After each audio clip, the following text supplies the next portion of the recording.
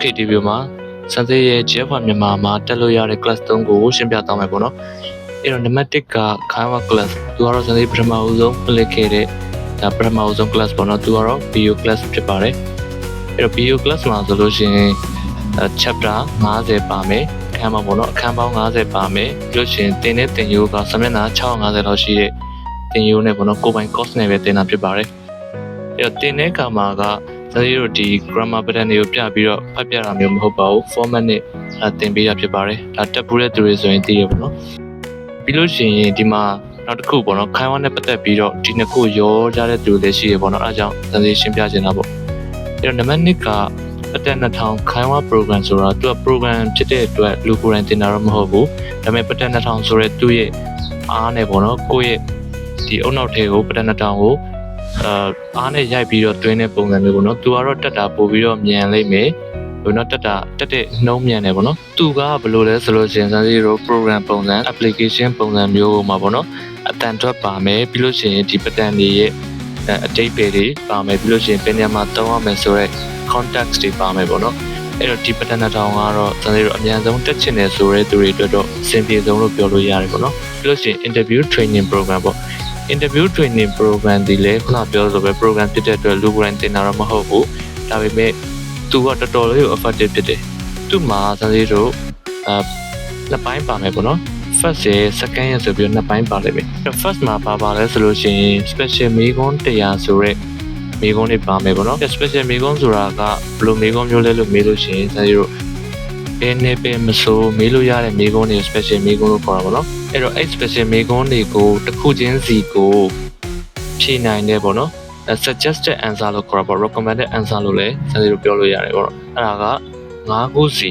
မိကုန်းတစ်ခုကိုအဖြေ9ခုစီ recommended ပေးထားတာပေါ့နော်ကြီးဖြေပြလို့ရှိရင်တော့ကောင်းတယ်ဆိုပြီးတော့ပြောပြထားတယ်ပြီးလို့ရှိရင်ဒီဖြေတဲ့အဖြေတိုင်းရဲ့ဘာကြောင့်ကောင်းလဲဆိုတဲ့ reason တွေကိုလည်းပြောပြထားသလိုဒီမေးတဲ့ interview တဲ့သူပေါ့နော် HR ဖြစ်ကောင်းဖြစ်လိမ့်မယ်ဒါမှမဟုတ်တတိဖြစ်ကောင်းဖြစ်လိမ့်မယ်ပေါ့နော်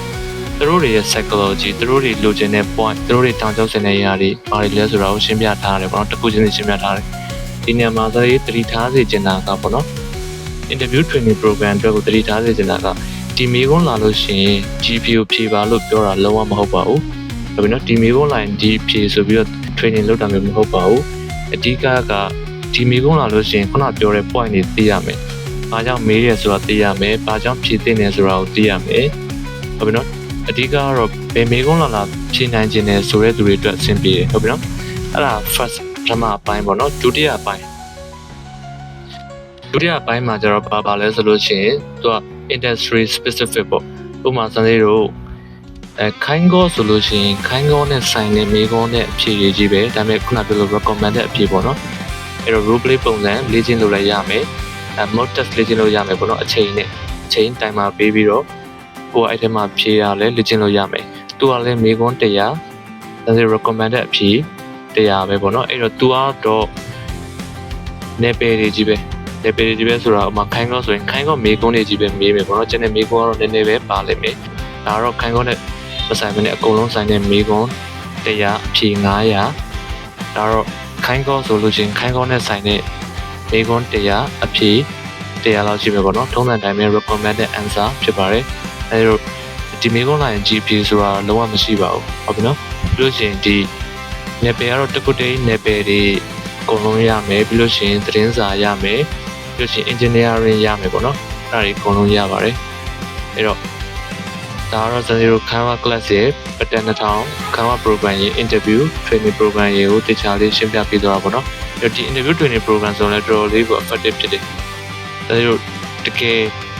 ဥပမာအချိန်သိမ့်မရဘူးဆိုတဲ့သူတွေပြီးတော့ဒီအပြင်မှာဆရာဆရာမနဲ့ trainer သိမကြိုက်ဘူးဆိုတဲ့သူတွေဒါမှမဟုတ်ဆရာဆရာမနဲ့လည်း train နေတယ်ဒါပေမဲ့နေ့လယ်မှာပေါ့နော်ဒါမှမဟုတ်ညဘက်မှာကိုပြန် train နေတယ်ဆိုလို့ရှိရင်လေဒါဆိုဒီဟာ join ထားတာပို့ပြီးတော့အဆင်ပြေတယ်သူကတော့အချိန်မီလေးလာလို့ရတယ်လေ့ကျင့်လို့ရတယ် train လို့ရတယ်ဒါမှမဟုတ်တရက်ကျွန်တော်တို့အရန်နီးနေပေါ့နော် interview အရန်နီးနေပြီး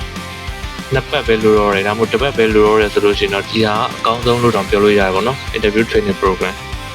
အဲ့တော့သူ့မှာကောင်းတာတွေကခုနပြောလို့ကျွန်တော်တို့ဂျပန်အတန်အတွက်အစစ်နဲ့လေ့ကျင့်လို့ရတယ်ဒီ pattern 2000ဆိုရင်လည်းဂျပန်အတန်အတွက်အစစ်နဲ့ပဲဒီ interview training program ဆိုရင်လည်း ဒါဆိုခလုတ်လေးပါတယ်ပေါ့နော်ပြီးတော့အတန်တက်စစ်နေပဲဆိုတော့သူကအရန်ကို training လုပ်လို့ရန်ကောင်းတယ်အဓိကကိုလေးလာမှုအားရန်ကောင်းတဲ့သူဆိုလို့ရှိရင်ဒါအသင့်တော်ဆုံးပဲပေါ့နော် interview training ချိန်ပေါင်းများစွာကျွန်တော် lifetime ပေါ့နော်ကြာတက်ပန်လေ့ကျင့်နေလို့ရတယ်ကြာတက်ပန်ဆိုတာတက်ပေါ့နော်ဟိုတော့ကိုကတခြားဒီအလုပ်ကနေထွက်သွားပြီးတခြားအလုပ်ကိုပြောင်းမယ်ဆိုရင်တော့မှအဲ့ဒီ program ထဲမှာကပါပြီးသားပေါ့နော်ဒီ industry အကုန်လုံးကိုစနေတနေရာထဲမှာထည့်ထားတယ်ဒါပေမဲ့တီးတန့်စီထည့်ထားတယ်မရောဘူးပေါ့နော် okay ရမနော် okay လောက်ဆိုရင်စနေတို့ဒီတန်းတွေပါကွာလဲဆိုတော့အားလုံးနားလည်လောက်ပြီးတင်ပါတယ်အားလုံးကျေးဇူးတင်ပါတယ်